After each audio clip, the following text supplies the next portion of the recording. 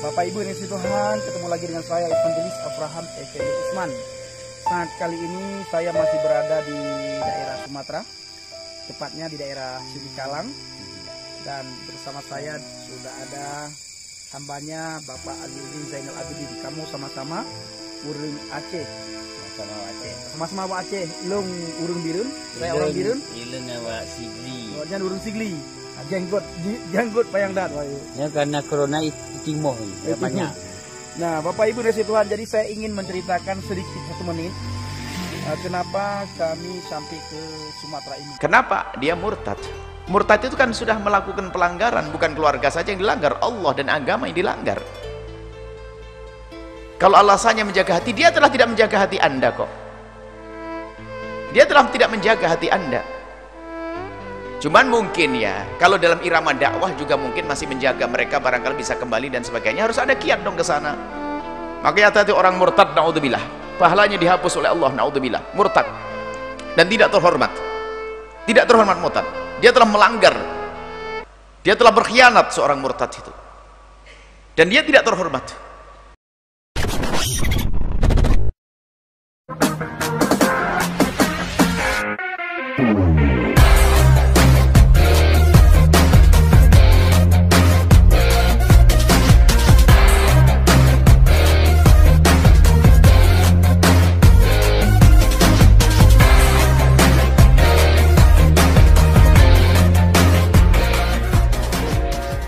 Sama-sama Pak Aceh, long urang Birun, saya orang Birun. Ileng awak Sigli. Jangan urang Sigli.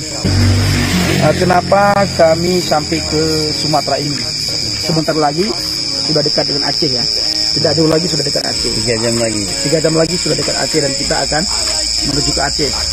Nah, tujuan kami hanya satu, memberitakan Injil, mengabarkan kabar baik, kabar sukacita. Amen. Ada orang terima, tidak ada orang terima, baik tempatnya, tidak baik tempatnya, siapapun itu tetap kami jalani, tetap Tidak kami mengurangi kabarkan, rasa sukacita. tetap kami kabarkan kabar sukacita, tetap kami kabarkan Injil. Dia yang merusak. Kenapa Anda bingung? Dan Anda tidak perlu mendatangi orang semacam itu. Kenapa? Dia sendiri memilih, itu kan memutus. Dan memutus yang semua, memutus dengan Allah, memutus dengan ikatan keluarga Anda, bahkan ikatan agama baru diputus. Bukan sekedar memutus silaturahmi keluarga, tidak. Ada orang mutus keluarga tapi agama masih nyambung. Ini tidak seagama diputus.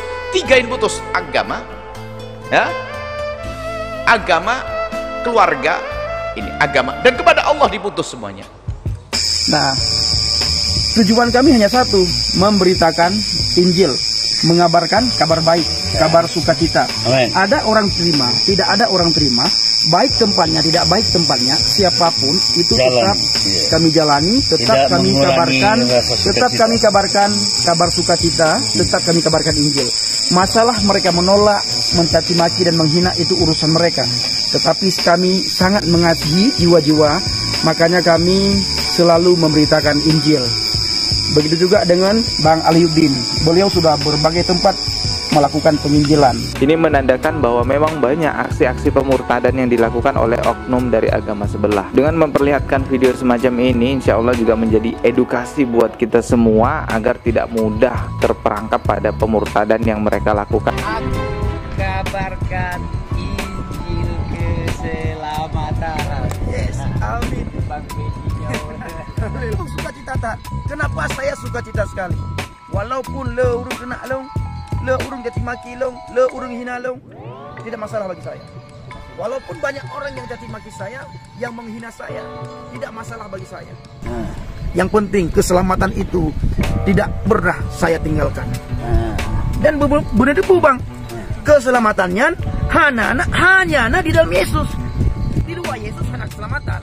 Ya, hanya Yesus yang dapat menyelamatkan kita. Tidak ada cara lain.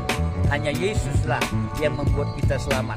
Di dalam iman tayong awal, Di dalam iman kita sebelumnya, Allah hana pernah geuy urus Islam. Wahai urang-urang Islam, tamang dalam surga lu. Hana pernah Allah Tuhan itu tidak pernah memanggil orang Islam untuk tamang dalam surga. untuk masuk ke dalam surga. Kenapa? Dia murtad.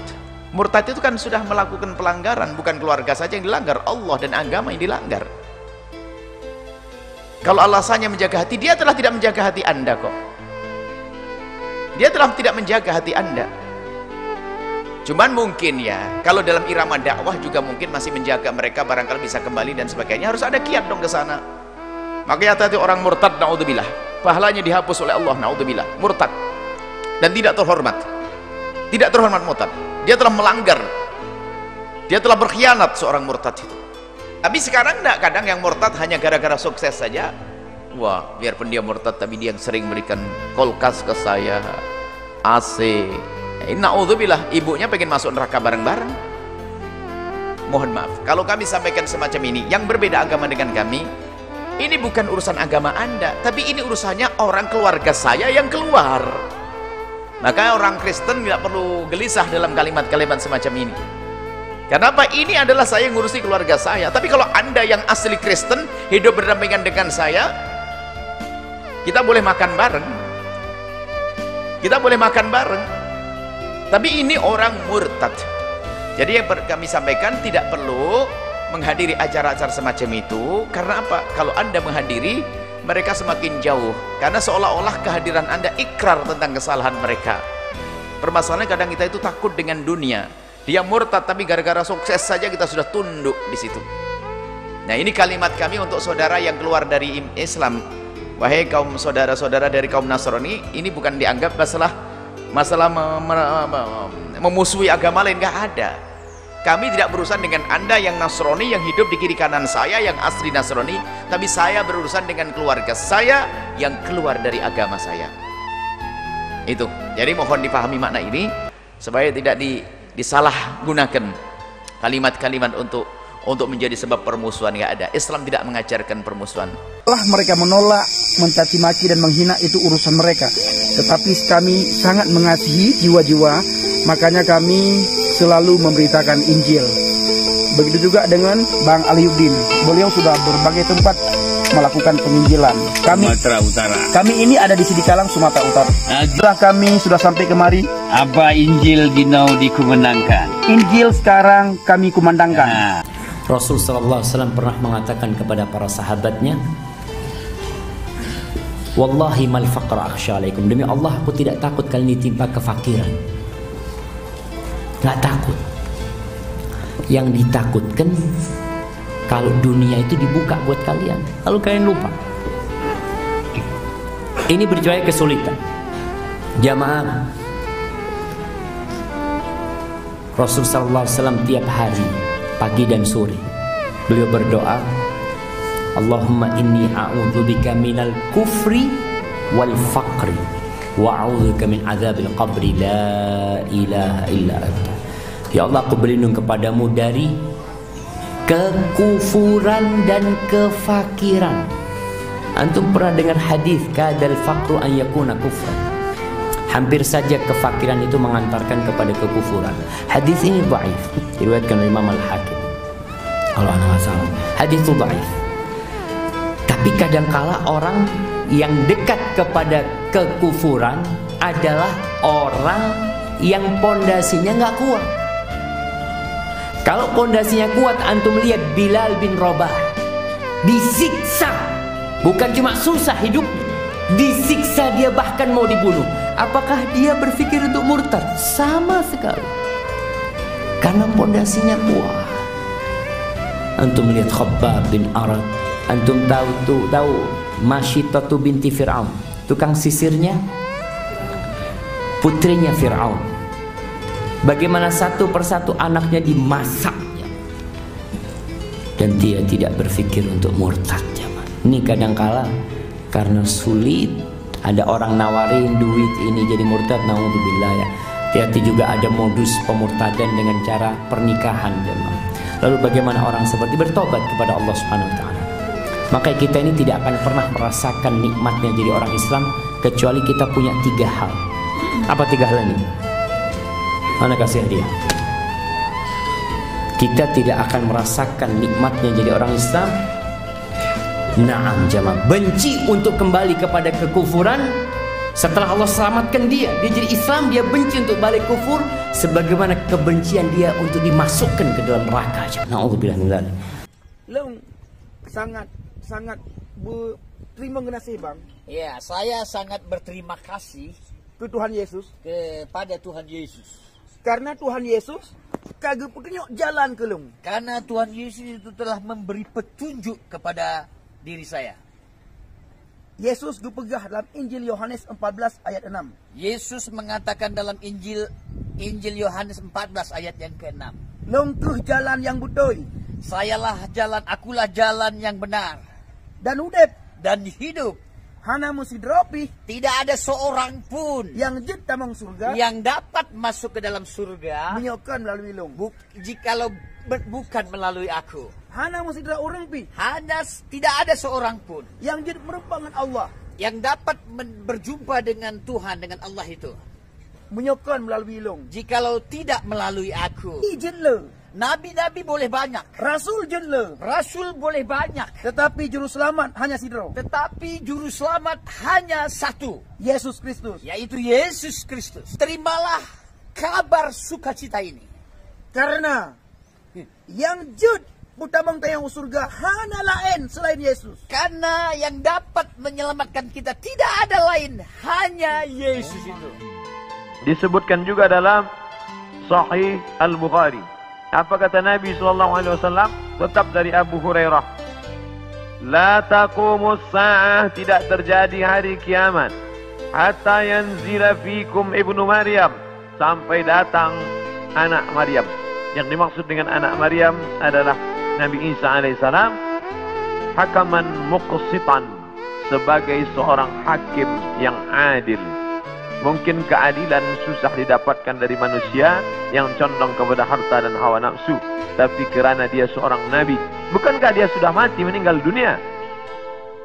Barrafa'ullah. Wa ma qataluhu, mereka tidak berhasil membunuhnya. Wa ma salabuhu, mereka tidak berhasil menyalibnya. Walakin syubbiha lahum, ada orang lain yang diserupakan wajahnya dengan Isa. Dialah Yudas Iskariot, dialah Yahuza, yang kemudian ditangkap oleh tentara daripada Yahudi yang benci akan Isa, dan mereka menyalibnya di tiang Golgota, dan mereka mengatakan inilah dia. Maka kata Allah, wa ma qataluhu yaqina, mereka tidak yakin seyakin-yakinnya tentang itu. Sampai akhirnya pada tahun 324 terjadilah konsili, pertemuan ijma' pertemuan seluruh pendeta-pendeta, dan mereka berhasil menyepakati di sebuah kota bernama Nisea. Sekarang letaknya di Turki. Yang dulu kota itu besar, dibina oleh seorang raja bernama Konstantinopel. Yang kemudian kota itu dirubah oleh Muhammad Al-Fatih menjadi kota Islambul, kota Islam, negeri Islam, yang berubah menjadi Istanbul. Maka di sana ada satu tempat bernama Nisea. Di Nisea inilah mereka bersepakat bahwa Isa adalah anak Tuhan, bagian. Padahal itu tidak ada disebutkan dalam Injil, tidak ada dalam wahyu Allah Subhanahu wa taala. Yu'arrifunal kalima amma wadhihi, mereka merubah-rubah kalimat yang ada dalam kitab suci sesuai dengan kemauan kehendak hawa nafsu mereka. Maka mereka tidak berhasil membunuhnya. Barrafa'allah, Allah mengangkatnya, dan dia belum meninggal dunia. Sampai masanya menjelang hari kiamat, Nabi Muhammad SAW bercerita bahwa Nabi Isa ini akan turun menjadi pemimpin yang adil. Apakah dia membawa syariat baru lalu menasakh syariat Muhammad SAW? Tidak. Dia menghidupkan lagi sunnah-sunnah Rasulullah SAW. Dia menjadi imam di masjid. Dia mengajak orang sholat berjamaah. Dia tetap menegakkan syariat Muhammad. Dia tidak menasakh apapun. Kerana dia datang sesudah Nabi Muhammad, maka dia sendiri pun ikut syariat Nabi Muhammad sallallahu alaihi wasallam.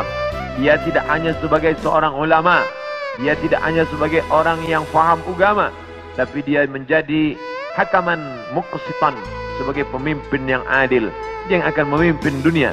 Bila ini terjadi, maka hari kiamat akan segera tiba. Ini termasuk tanda yang fisik, yang nampak, yang orangnya langsung. Tempat turunnya disebutkan di sebuah masjid bermenara warna putih di Damaskus, Syam. Maka di antara doa Nabi SAW, Allahumma barik lana fi Syamina, Allahumma barik lana fi Syamina, ya Allah berikanlah berkah di negeri Syam. Negeri Syam disebut negeri yang penuh dengan barakah. Subhanallazi asra bi'amrihi lailan minal masjidil haram ilal masjidil aqsa alladzi barakna haulahu. Kami berkahi tempat itu linuriyahu min ayatina, karena kami ingin menunjukkan ayat-ayat kami kepada orang yang tidak percaya kepada ayat-ayat. Bahwa Nabi Isa datang tidak membawa syariat baru, tapi dia membatalkan syariat yang sudah dirubah oleh para pendeta. Di antaranya mereka mengatakan bahwa Nabi Isa meninggal dunia tergantung di pelang salib, maka dibantah. Fayaksirus salib, dia menghancurkan salib. Salib bahasa Arab, salib bahasa kita, palang salib. Maka Nabi Isa datang menghancurkan salib. Ini menunjukkan bahwa akidah salib itu batil, tidak dibenarkan. Karena andai dia benar, pasti Nabi Isa melanjutkannya. Yang menghancurkannya Nabi Isa sendiri. Yang mengatakan itu patung dia, maka itu dibantah oleh Al-Quran. Wa ma qataluhu, mereka tidak membunuhnya. Wa ma salabuhu, mereka tidak menyalibnya. Walakin syubbiha lahum, ada orang lain yang diserupakan dengannya. Bila ada orang berkata, kamu jangan kaji-kaji agama kami, jangan bahas-bahas agama kami, urus sajalah agama kamu. Lakum dinukum waliyadin. Kami tidak mungkin membahas agama kamu kalau Allah tidak menyebutkannya dalam Al-Quran. Allah menyebutkan tentang yang kamu katakan sebagai Tuhan itu dalam beberapa surah. Al-Fatihah, Al-Baqarah, Ali Imran. Ali keluarga, Imran.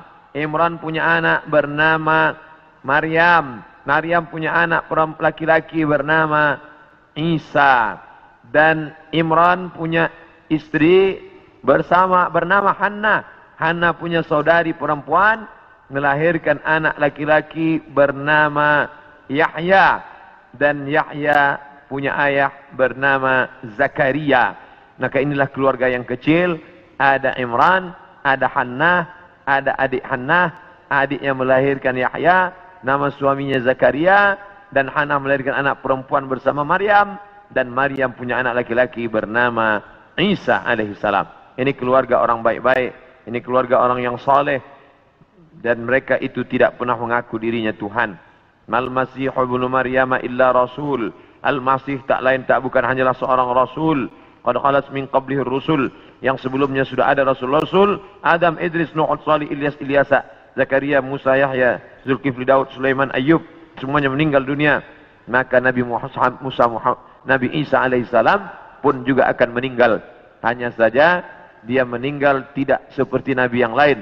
Hidupnya habis, berakhir. Nabi Isa akan datang sekali lagi dan dia akan menghancurkan salib-salib. Berikutnya, wa yaqtulul khinzir, dia akan membunuh babi. Apa makna membunuh babi? Kerana mereka menghalalkan babi, seakan-akan babi itu halal, padahal Nabi Isa tidak makan babi. Lalu siapa yang merubah ajaran Isa sehingga mereka menghalalkan babi? Maka yang merubah adalah Paulus. Kata Paulus, sejak Isa disalib menebus dosa manusia, maka semua binatang menjadi halal. Begitu juga dengan khitan. Nabi Ibrahim berkhitan, turun kepada Nabi Musa berkhitan, turun kepada Nabi Isa berkhitan. Tapi dispesongkan, diselewengkan oleh Paulus. Paulus yang bernama Saul tidak pernah belajar kepada Isa, tapi lalu kemudian mengaku diangkat sebagai rasul oleh Isa, maka disebut namanya dengan Rasul Paulus. Maka ini dibantah oleh Al-Quran sama sekali. Maka Ibrahimu Yahudian, Ibrahim bukan Yahudi. Wala Nasranian, Ibrahim bukan Nasrani. Walakin syubbiha lahum, walakin kana hanifan musliman, dia seorang muslim, hanifan, condong kepada kebenaran, musliman, muslim. Wa ma kana minal musyrikin, dia tidak mempersekutukan Allah subhanahu wa ta'ala. Sedangkan Yahudi dan Nasrani mempersekutukan Allah. Yahudi mempersekutukan Allah dengan Uzair. Wa qalatil yahudu Uzairun ibnullah, orang Yahudi berkata Uzair anak Allah. Sedangkan Nasrani mempersekutukan Allah dengan Yesus, dengan Isa.